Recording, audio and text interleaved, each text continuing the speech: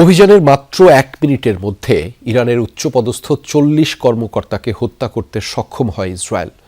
ব্যাপক ক্ষতির সম্মুখীন হয় আইআরজিসির ক্ষেপণাস্ত্র ব্যবস্থা, এমন দাবি ইসরায়েলি প্রতিরক্ষা বিভাগ আইডিএফের। এদিকে সর্বোচ্চ ধর্মীয় নেতার মৃত্যুতেও ভেঙে না পড়ে লড়াই চালিয়ে যাচ্ছে ইরান। সামর্থ্যের সর্বোচ্চ দিয়ে যুক্তরাষ্ট্র, ইসরায়েল সহ মিত্রদের জবাব দিয়ে যাচ্ছে বিপ্লবী গার্ড বাহিনী আইআরজিসি। প্রাণ গেছে কমপক্ষে ৬ জনের। ট্রাম্প নেতানিয়াহুকে কঠোর পরিণতির হুঁশিয়ারি দিয়েছে তেহরান। নির্মাণ কাজেও আমি বেছে নেই CSRM TMT 500W, committed for better still. ইরানি ভূখণ্ড লক্ষ্য করে ছুটছে একের পর এক মার্কিন ইসরায়েলি ক্ষেপণাস্ত্র। কখনো যুদ্ধজাহাজ, কখনো বা লঞ্চার থেকে উৎক্ষেপণ করা হচ্ছে মিসাইল। এক প্রকার বিনা বাধায় আঘাত হানছে রাজধানী তেহরানের প্রাণকেন্দ্র ছাড়াও একাধিক প্রদেশে। রোববারও ইরানের বিভিন্ন স্থানে যৌথ হামলা অব্যাহত রেখেছে ইসরায়েল যুক্তরাষ্ট্র। রাজধানী তেহরান ছাড়াও তাবরিজ, কোম, কারাজ, কেরমানশাহ সহ ৩১টির মধ্যে ২৪টি প্রদেশেই হয়েছে হামলা।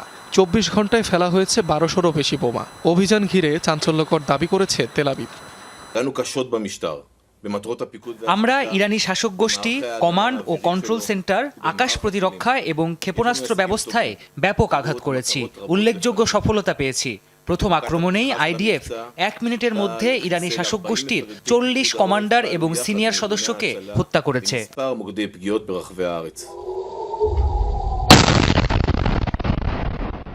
এদিকে সবার ধারণা ভুল প্রমাণ করে সর্বোচ্চ ধর্মীয় নেতার মৃত্যুর পরও মার্কিন ও ইসরায়েলি আগ্রাসনের জবাব দিয়ে যাচ্ছে তেহরান। শনিবার ইসরায়েলের রাজধানী তেল আবিব, বন্দরনগরী হাইফা, জেরুজালেম সহ একাধিক শহর লক্ষ্য করে কয়েক দফায় মিসাইল হামলা চালায় ইরান।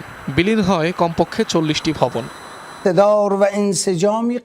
খামেনির মৃত্যু পরবর্তী সময়ের পরিকল্পনাও আছে। সন্দেহ নেই প্রতিরক্ষা বাহিনী এখন পর্যন্ত তাদের ক্ষমতার একটি অংশ ব্যবহার করেছে। স্পষ্টভাবে বলছি, ট্রাম্প, নেতানিয়াহু এই দুই নোংরা অপরাধীরা রেড লাইন অতিক্রম করেছে। এর মূল্য দিতে হবে। নতুন করে ষষ্ঠ দফায় মধ্যপ্রাচ্যে আরও ২৭টি ঘাঁটিতে হামলা চালিয়েছে ইরান। টার্গেট করা হয়েছে মার্কিন সামরিক স্থাপনা ও সেনা সদস্যদের। কাতার, বাহরাইন, জর্ডান ও সংযুক্ত আরব আমিরাতে একাধিক ইরানি ব্যালিস্টিক মিসাইল ইন্টারসেপ্ট করা হয়েছে। সাইরেন বেজেছে কুয়েতেও। এদিকে ট্রুথ সোশ্যালে দেয়া এক পোস্টে ইরানকে নতুন করে হুঁশিয়ারি দিয়েছেন মার্কিন প্রেসিডেন্ট ডোনাল্ড ট্রাম্প। আগের যে কোনো সময়ের তুলনায় জোরালোভাবে আঘাত করা হবে ইরানকে বলে হুমকি দিয়েছেন তিনি। অনিক রহমান, যমুনা নিউজ।